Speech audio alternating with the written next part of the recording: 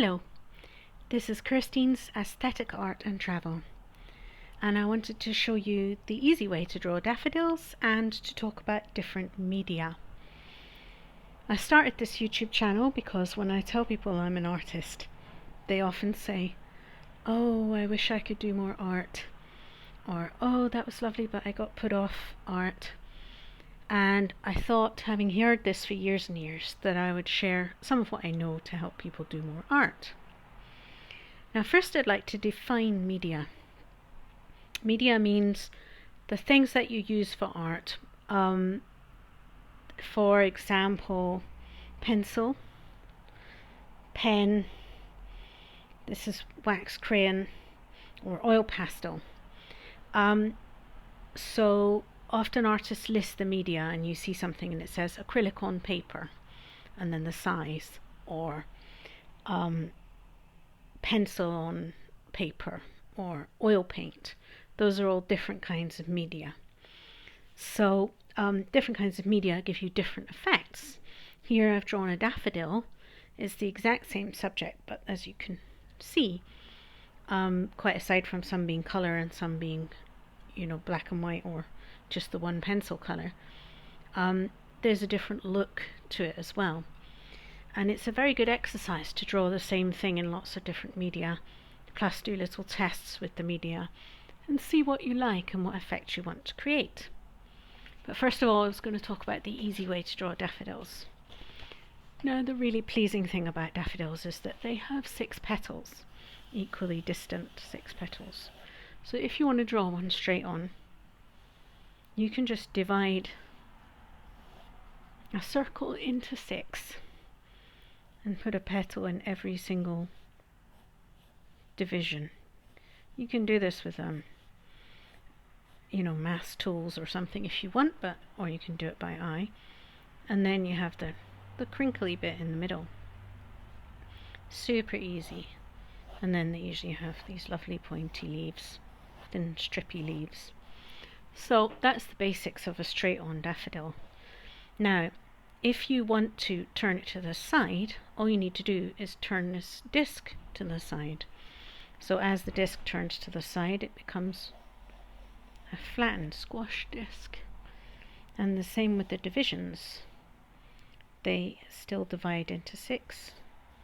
You might have to fiddle around a little bit with it, and of course it doesn't have to be perfect. Natural things like daffodils are never 100% regular anyway. Then you can put 6 petals in. Now you have wide ones and thin ones. You put 6 petals in the squash disc, and then they usually have this big trumpet shape. So that gives you 2 more ellipses, which means squash discs, and you join them. As the daffodil gets completely on its side, you probably see those ellipses as straight lines like that. And when you're looking straight on, they look like 2 circles, and there's the frilly one looking straight down. There's usually some interesting bits in the middle as well. So there it goes from the side, and then you have the stem again and the leaves. So any way you want to face it, you just need to draw that disc and then split them into 6, and it will face your daffodil that way. And then think about how would the trumpet part look from that angle. Now, like everything that I'm always teaching to draw, there's also observation. So you ideally want to have a daffodil in front of you, or a bunch of daffodils in front of you, which is coming up to that time of year, so that's why I thought it was a good time to do this tutorial. And if failing that, you can have a picture or a video of daffodils that you can pause, and then when you come into finding the details, you use observation. For example, at the back of the daffodil, if I have one and it's the stem coming out the back, usually bend down like that, and they often have this kind of papery thing and a lump there, which is covering the back stem like that, and it's usually stripy and a kind of brownish color. So that's the sort of thing you can look for with observation once you've done these basic steps. So that is the super easy way to draw daffodils. give it a circle, divide it into 6, 2 circles in the middle, give you the inside and outside of the trumpet shape, and the 6 divisions give you roughly where the petals go. So easy. Now, when it comes to doing different media, so I used this daffodil idea to make all these different media. As you can see, I don't have these sketch lines on all the other things. Now, you can sketch in pencil and then you can rub it out and get rid of it. But when it comes to sketching for the pencil drawings, you can sketch in pencil. Alright? But when it comes to pen drawings, if you sketch in pencil and rub it out, make sure that you wait till this pen line is fully dry, otherwise you might smudge it a bit. And then when it comes to oil pastel or something, if you do pencil lines and then you try and rub them out, you're going to be smudging your pastel or rubbing out some of your pastel and getting who knows what everywhere. So I highly recommend that if you're using pastels, you use a pale colour of the pastel to sketch. So for example, I sketched this out with the palest yellow and then I worked into it.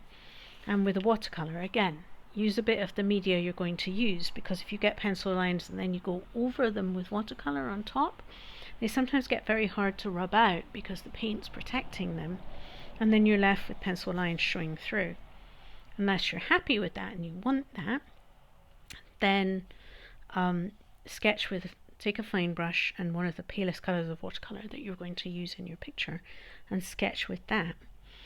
Here I've got Inktense pencils made by Derwent, which I really like, and they're basically solid ink pencils, colour pencils, and you can use water to make them wishy-washy. And again, I've chosen the lightest Inktense pencil and sketched with that so that I didn't have pencil lines underneath other media that I couldn't then get off or cover.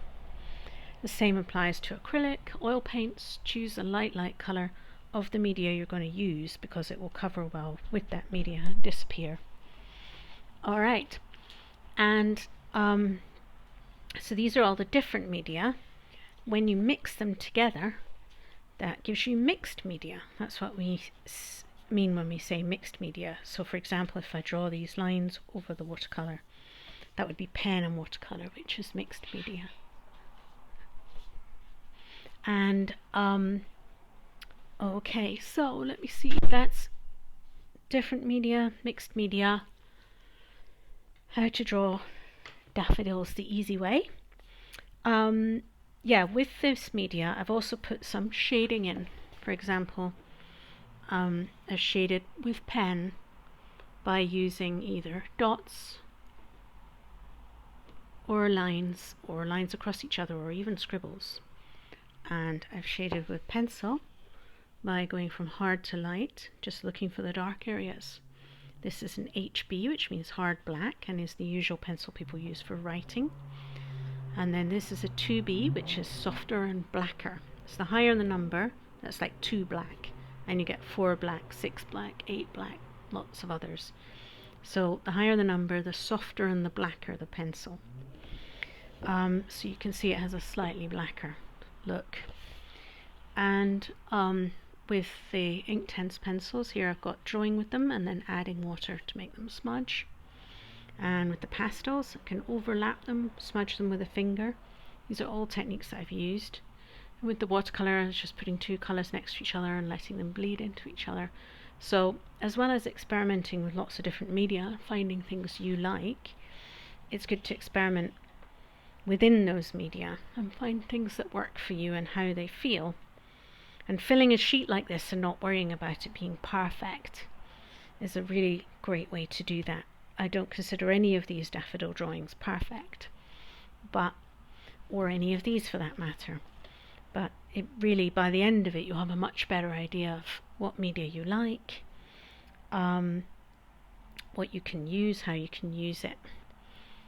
And that's the sort of thing your sketchbook should be full of. And if you are studying art for an exam or something, having sketchbooks full of things like this really helps show that you're doing proper investigation if you're at university or school or something. Alright, that's all really. Please like and subscribe. Ask me what you'd like to hear about. Ask me art questions and I will try and help them. And you can hit the bell for notifications. Thank you very much. Bye bye.